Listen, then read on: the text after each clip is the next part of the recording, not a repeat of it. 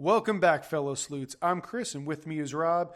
2 episodes in, and it feels like we are getting set up to finally get a couple answers to the mysteries that have lived rent-free in our heads for way too long.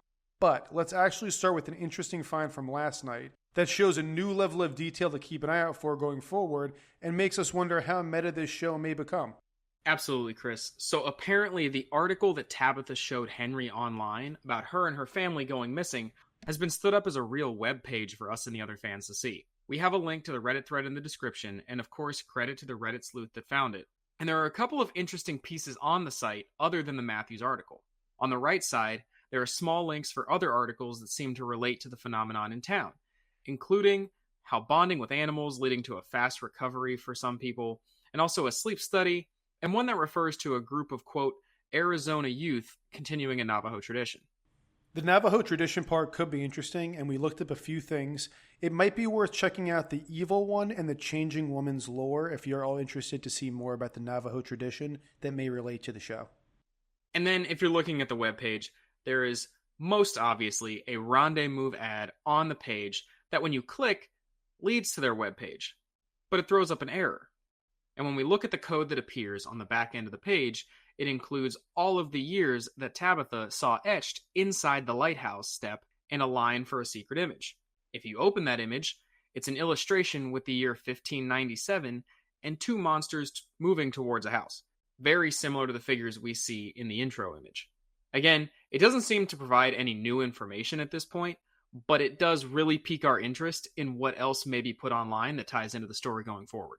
Speaking of the year carvings in the lighthouse, Tabitha saw them in her vision while in town, but not when she returned to the lighthouse in Season 2, Episode 10. This could be because the dates were meant just for her and represent each prior attempt made to save the children by the person that fills the role that Tabitha now assumes. In other words, if she were to fail, would the next person see a 2022 carved into the lighthouse?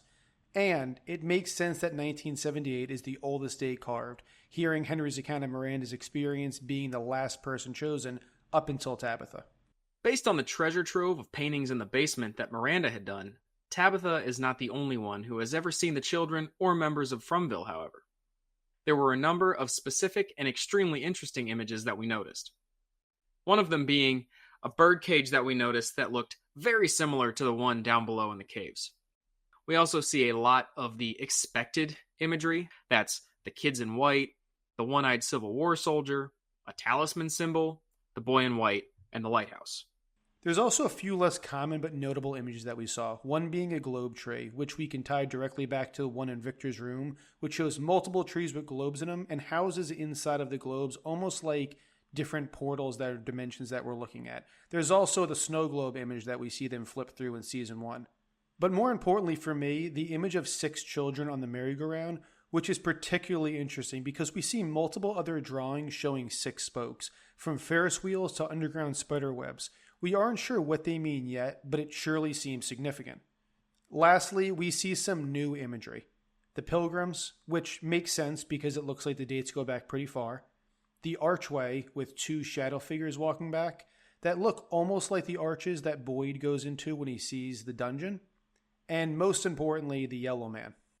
Yeah, and this image of the yellow man, interesting that the background color gives the impression that he might be an evil character, but more notable to us that we're kind of being introduced to a potentially new character that we haven't run into yet in the show, front and center among all these other images that we're so used to. And Henry and Tabitha's conversation also give us a few more pieces to chew on. He recalls Miranda describing the town being a place that you could fall into from anywhere, but you can never get out of. This sounds very familiar to the idea of no-clipping as described in the backrooms. The residents that she saw were people who were lost and in trying times.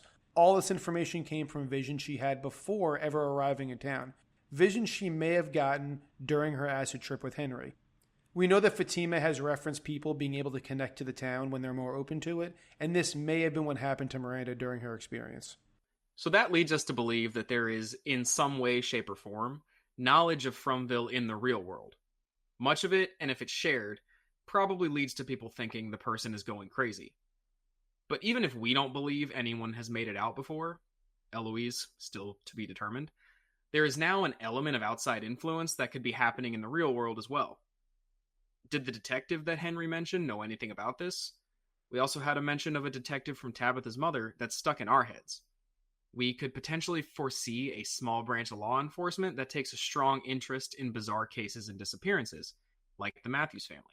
In any case, if there is a level of curiosity or information about Fromville out there in the real world, then there's probably a pretty good chance that someone is trying to figure out how to get there and more than likely exploit it, kind of like the Hawkins lab in Stranger Things. Now, inside the town, we almost don't even want to talk about what's going on because the demise of Tien Chen has left us and everyone in town almost inconsolable. But nonetheless, we must continue on. However, a positive for the town is that Boyd has at least leveled that enough to realize the reaction that was coming from him and Kenny at first was exactly what the town wanted, to turn them even angrier and more vengeful. So regardless of whatever Donna may feel, and heck with Donna in that scene, and one way moving forward could be the crop of cabbage and other vegetables that Kenny and Jim found by the lake. While it is a very positive development, we have to ask, how did they get there? These type of plants don't just grow in the wild. There has to be some kind of effort for someone to create this kind of garden and maintain it. Could there be someone actually living in those cabins, or at least in the area? Could it be Eloise? We're starting to theorize that she may have never made it out of Fromville. She may be living safely in those cabins with the existing totems and growing her own food near the lake the entire time. Now to the bad news, though. We have some beef dressed to last the town for a period of time, but the local crops are still rotten, along with whatever child Fatima may be starting to carry. We see her health deteriorating just as much as the health of the plants. This coinciding may be more than coincidental, however, based on her reaction to the rotten vegetables on the porch. Is the baby actually more a part of the town than human? Is it draining her life by not getting the nutrients it needs? Specific nutrients that the town may now be providing for the baby that it could not have had before. Another level of proof to this could be the nod to Fatima potentially not being able to enter Colony House. We see her pause when entering from the porch, and an easy way to get around this would be to potentially have someone very caringly open every door for her to go through. Kind of like Ellis has been doing recently.